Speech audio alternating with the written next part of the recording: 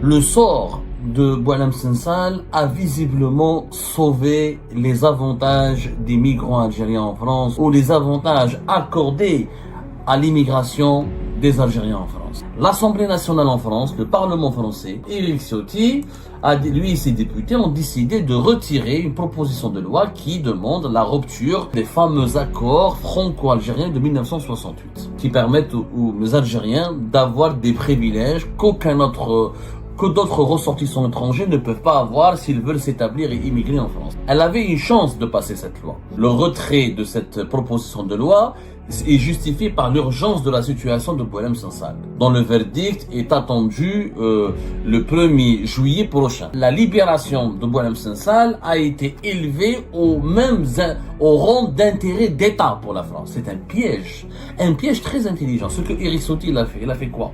Il a renvoyé là-bas dans le camp des autorités algériennes. C'est un piège, parce que maintenant les autorités algériennes sont pieds au mur. Ou ils libèrent Boualem Sansal, ou ils déclarent la guerre à la France. Donc Éric Ciotti a replacé l'affaire Boualem Sansal sur l'échiquier politique comme étant une affaire d'État, alors que l'Algérie refuse de la considérer comme une affaire d'État. Si Abdelmajid Tebboune et son régime ne libèrent pas Boualem Sansal, qu'est-ce qui va se passer? C'est une déclaration de guerre. Le sort de Boualem Sansal a visiblement sauvé les avantages des migrants algériens en France ou les avantages des immigrés algériens en France ou les avantages accordés à l'immigration des Algériens en France. C'est la conclusion de ce 27 juin 2025. C'est incroyable quand même comment l'affaire Boualem Sansal est en train de changer le cours des événements et de déterminer l'avenir des relations bilatérales entre l'Algérie et la France. Aujourd'hui, quand même, fait historique, l'Assemblée nationale en France, le Parlement français, un parti important, peut-être pas aussi important, l'Union des droites républicaines de monsieur Éric Ciotti, qui incarne quand même le courant le plus dur à l'égard de l'Algérie. C'est le courant le plus dur, c'est le courant le plus, quand même, anti-algérien, on va dire. C'est franchement le courant qui est le plus impliqué, le courant politique qui est le plus impliqué dans les offensives médiatiques et politiques contre le régime algérien, ou ce qui est présenté comme les intérêts du régime algérien, ou ce qui est perçu par les Algériens comme les intérêts de l'Algérie tout court en France. Alors aujourd'hui, le 27 juin 2025, à la surprise générale, le Parlement français devait abriter les discussions sur une proposition de loi que Éric Ciotti, qui faisait partie des partis classiques les Républicains, ensuite il a quitté le parti classique des Républicains, anciennement de Jacques Chirac et de Nicolas Sarkozy, pour créer son propre parti qui s'appelle l'Union des droites pour la République, c'est ça, pour rejoindre l'extrême droite et faire alliance avec l'extrême droite, le Rassemblement national, dans l'optique de se préparer aux élections législatives pour gérer les élections législatives anticipées de l'été dernier et pour se préparer pour le grand rendez-vous des élections présidentielles de 2027. Alors, Éric Ciotti, lui et ses députés ont décidé de retirer une proposition de loi qui demande la rupture, qui demande à l'État français d'annoncer officiellement la rupture des fameux accords franco-algériens de 1968. Alors ces accords, on en a parlé, tout le monde en a parlé, les Algériennes et les Algériens les connaissent tous maintenant. Ce sont les fameux accords qui permettent aux Algériens d'avoir des privilèges que d'autres ressortissants étrangers ne peuvent pas avoir s'ils veulent s'établir et immigrer en France. 3 principaux avantages profitent aux Algériennes et aux Algériens grâce aux accords de 68. D'abord, les Algériennes et les Algériens peuvent avoir un titre de séjour de 10 ans une fois après 3 ans de présence sur le territoire français, alors que les autres étrangers leur faut 5 ans. Le regroupement familial, il est facilité pour les Algériens, contrairement à d'autres ressortissants étrangers, comme les Marocains, les Tunisiens ou ceux qui viennent de l'Afrique subsaharienne et d'autres pays à travers le monde. Et puis, les commerçants algériens ont une plus de liberté pour s'installer plus facilement en France. D'ailleurs, c'est cet accord de 68 qui permet généralement aux étudiants algériens de changer de statut après leurs études et de créer une entreprise ou pour pouvoir avoir le titre de séjour de commerçant et de s'installer, de continuer de vivre en France. Ce sont les 3 principaux avantages. D'autres désavantages, il n'a pas que des avantages puisqu'il exclut les Algériens et les Algériens d'un certain nombre de dispositifs qui permettent de régulariser les migrants, par exemple, sans papier algériens, etc. il y a un certain nombre d'avantages auxquels les Algériens n'acceptent pas, mais n'accèdent pas à cause des accords de 68. Mais globalement, il est favorable aux Algériens. Parce que les accords de 68 offrent un statut exceptionnel aux Algériens au regard de l'histoire, au regard de la décolonisation française en Algérie et au regard des relations humaines très fortes entre l'Algérie et la France, et la dénonciation de ces accords devait avoir lieu aujourd'hui, enfin une proposition des députés français du parti de Éric Ciotti il devait soumettre une proposition de loi au Parlement français pour inviter les députés français à demander est-ce qu'il y ait une loi qui dénonce les accords de 68. Les députés de la droite et de l'extrême droite et d'une partie du camp d'Emmanuel Macron auraient pu voter cette loi et qui aurait pu passer. Et parce que le Parlement français est extrêmement divisé, la gauche n'a pas la majorité absolue. Au contraire, si on comptabilise les députés de la droite, de l'extrême droite et du camp d'Emmanuel Macron, c'est plutôt eux qui ont la majorité. Donc, elle avait une chance de passer cette loi. Et si les accords de 68 auraient été dénoncés, ça aurait été un épisode sans précédent dans les relations bilatérales. Cela signifie que les Algériennes et les Algériens ne pourraient plus bénéficier d'un traitement de faveur et l'immigration algérienne en France connaîtrait un coup de frein important et va rencontrer même des obstacles majeurs qui pourraient donc bousculer la vie de la grande communauté algérienne en France. Mais Éric Ciotti, à la dernière minute, il décide de retirer cette proposition de loi et il fait même des déclarations pour dire l'objectif n'était pas de rompre les liens bilatéraux avec l'Algérie, mais de réinstaller un dialogue équilibré avec l'Algérie. Mais selon tous les observateurs, le retrait par l'urgence le retrait de cette proposition de loi est justifié par l'urgence de la situation de Boualem Sansal, qui dont le verdict est attendu le 1er juillet prochain, c'est-à-dire dans pratiquement 3 jours. Voilà.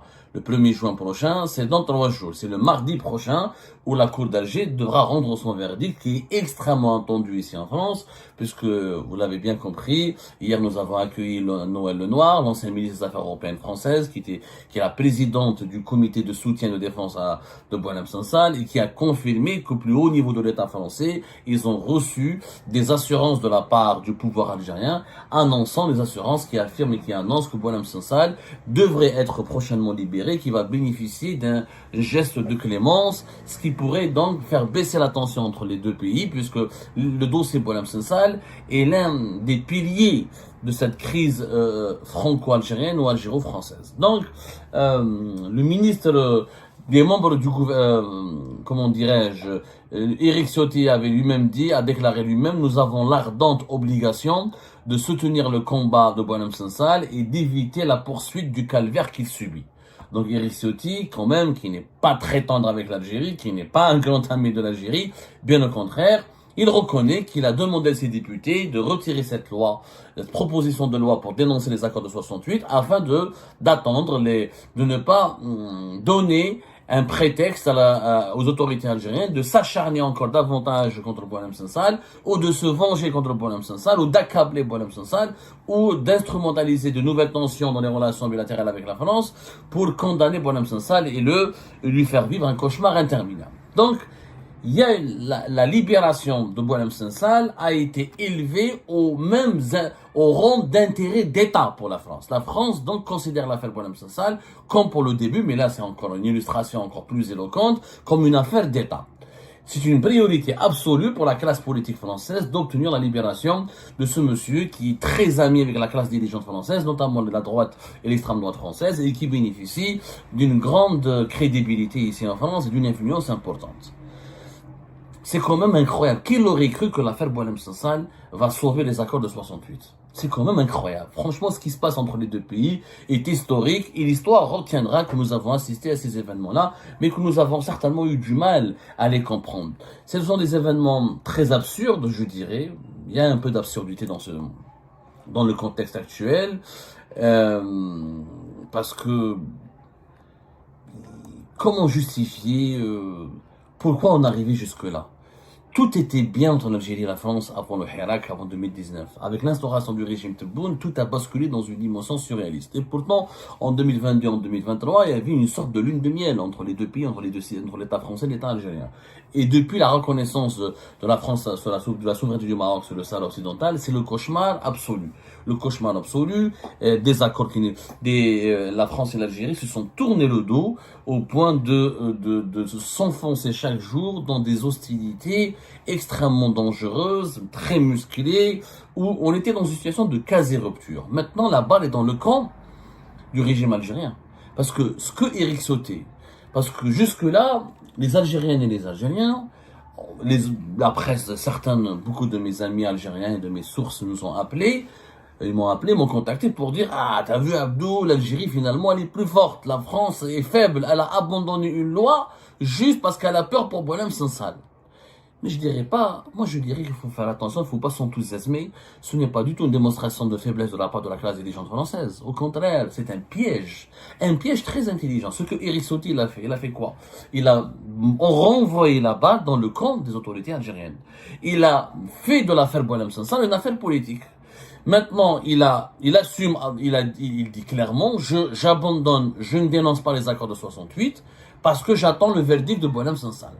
Du coup, si l'Algérie condamne encore Boualem Sansal, la justice algérienne s'acharne au contraire contre Boualem Sansal, ça va alimenter ça va donner des arguments aux anti-algériens, aux partisans d'une politique extrêmement musclée contre l'Algérie, pour relancer tout leur dispositif de sanctions contre l'Algérie, ses intérêts, sa communauté en France.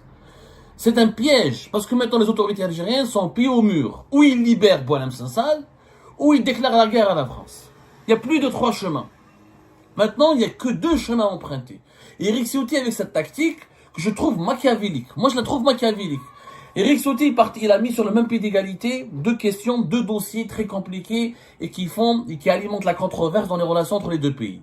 Le dossier des accords de 68, la gestion de l'immigration algérienne en France, et l'affaire Boualem Sansal. Donc Éric Ciotti, il a replacé l'affaire Boualem Sansal sur l'échiquier politique comme étant une affaire d'État, alors que l'Algérie refuse de la considérer comme une affaire d'État. Les autorités algériennes considèrent Boualem Sansal comme une affaire algéro-algérienne, une affaire de justice, une simple chronique judiciaire. Ce n'est plus le cas, puisqu'aujourd'hui, les parlementaires français, ils ont fait un geste à l'égard de l'Algérie. L'histoire, qu'est-ce qu'il va retenir? L'histoire va retenir que les parlementaires français ont fait un geste d'apaisement. C'est un geste d'apaisement. On veut apaiser nos relations avec l'Algérie, on ne dénonce pas les accords de 68, mais il libérer Boualem Sansal. Maintenant, si Abdelmajid Tebboune et son régime ne libèrent pas Boualem Sansal, qu'est-ce qui va se passer? C'est une déclaration de guerre. Ça veut dire que là, c'est l'Algérie qui va démontrer aux yeux de la classe politique dirigeante française qu'elle est hostile à la France, qu'elle veut la guerre avec la France, qu'elle veut de l'animosité, qu'elle veut pas de la paix, qu'elle veut pas de la paisibilité, qu'elle veut pas de la tranquillité et qu'elle ne veut pas de la sérénité. C'est une façon de responsabiliser les autorités algériennes. C'est une technique pour responsabiliser les autorités algériennes et les mettre devant leurs responsabilités, exercer sur elles des pressions. C'est ça la manœuvre, c'est ça le but de cette manœuvre. C'est pas, la France ne veut pas dire qu'elle est faible. Parce que la France, elle aurait pu dire: bon, Boualem Sansal est un franco-algérien, mais est-ce que ça mérite de prendre en otage les intérêts de l'État français? Non, bien sûr que non. Sur le plan on ne parle pas sur le plan humanitaire, sur le plan moral, sur le plan politique. Des députés français auraient pu dire: ok, le combat ou les pressions pour libérer Boualem Sansal ne doivent pas stopper la révision de certains accords qu'on a avec l'Algérie qui ne sont plus conformes aux intérêts de la France, comme le disent certains partis politiques français. Mais non, mais c'est une technique. À 3 jours, à J-3 du verdict, ils ont créé, ils ont configuré, ils ont changé, ils ont entrepris une démarche qui dit que la France veut l'apaisement. La France maintenant, elle joue le bon rôle. Elle a adopté le bon rôle. Elle a endossé le costume du gentil. Le pays gentil qui veut pas des problèmes avec l'Algérie, qui veut dialoguer avec l'Algérie, qui est prêt à apaiser la situation et à demander et à ne pas aller vers l'affrontement avec l'Algérie. Maintenant, est-ce que l'Algérie ferait de même?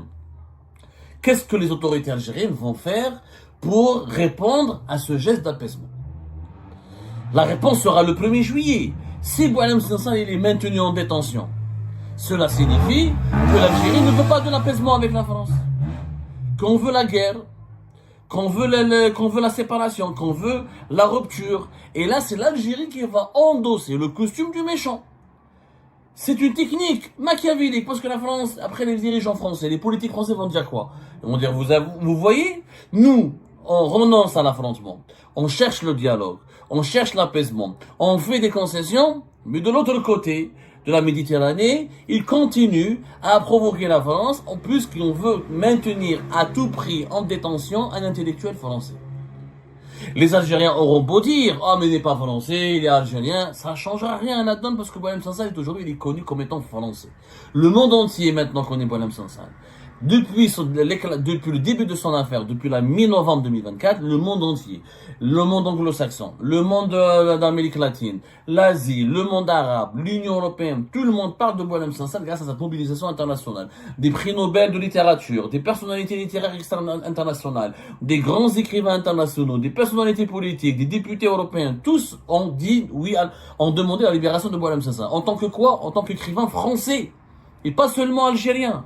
Donc c'est fini. Son identité française, elle est devenue évidente. Son appartenance à la France, elle est devenue une évidence. Si on condamne encore Boualem Sansal, si on l'emprisonne, c'est une déclaration de guerre contre la France.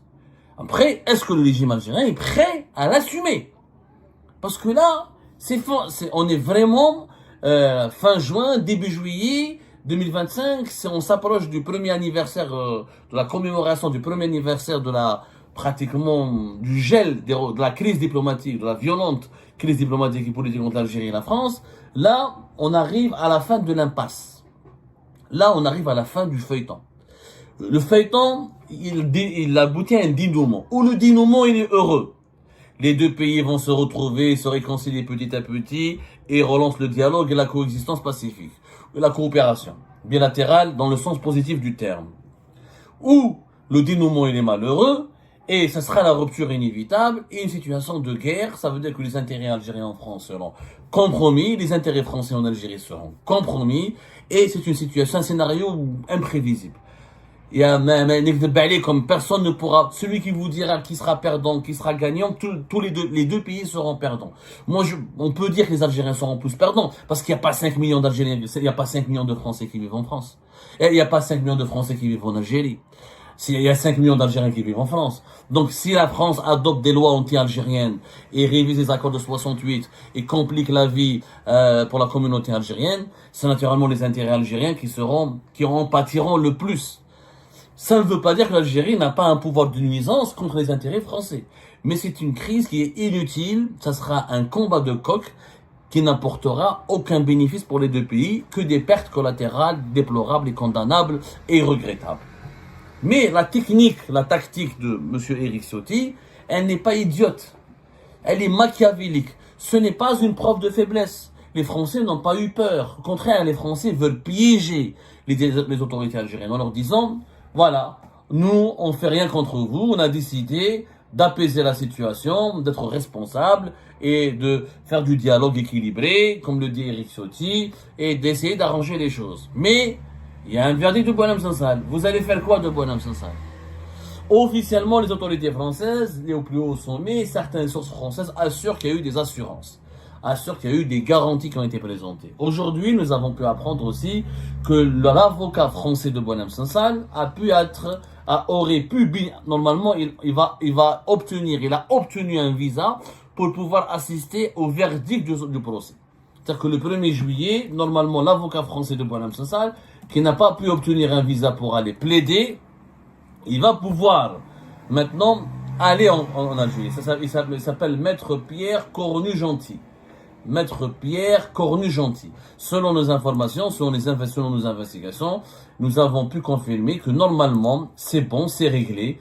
L'avocat français de Boualem Sansal va être à Alger. C'est aussi un geste d'apaisement. C'est aussi un signe d'espoir. C'est aussi un signe positif que renvoie l'Algérie vers la France. Est-ce qu'on se dirige vers un dénouement heureux?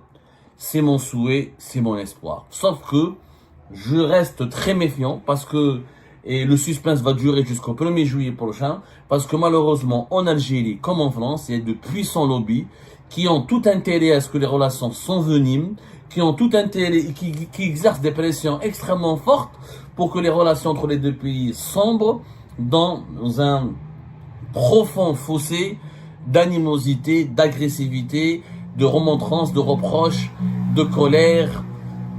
Il y a deux puissants lobbies dans les deux pays qui veulent aller vers la rupture parce que ces lobbies prospèrent grâce à la tension et à l'instabilité. Je pense qu'il faut rester méfiant et j'espère que le bon sens finira par triompher. En tout cas, la balle est maintenant dans le camp des autorités algériennes. Eric Ciotti et son groupe ont initié une démarche qui est un plan que je qualifie moi-même de machiavélique. Maintenant, la pression elle est sur les épaules des autorités algériennes. Le 1er juillet 2025 sera un tournant majeur dans les relations entre les deux pays. Et ben c'est la fin de cette vidéo les amis. Je vous remercie comme d'habitude pour avoir suivi jusqu'à la fin. N'oubliez pas de nous laisser vos commentaires et vos réactions sur la vidéo et de vous abonner à la chaîne si vous n'êtes pas encore abonné. Donc voilà, merci beaucoup pour votre soutien et vos abonnements. Et merci aussi pour vos commentaires et vos discussions très animées dans la section des commentaires. Donc, vous n'oubliez jamais de décortiquer bien un sujet sur tous les points qui ont été abordés dans la vidéo et ça fait vraiment plaisir quand moi-même je ne fais pas de commentaires, je m'appuie sur vous pour que vous puissiez bien expliquer les choses et en faire des discussions civilisées et dans tout le respect possible. Donc voilà, merci beaucoup et à la prochaine dans une nouvelle vidéo. Au revoir.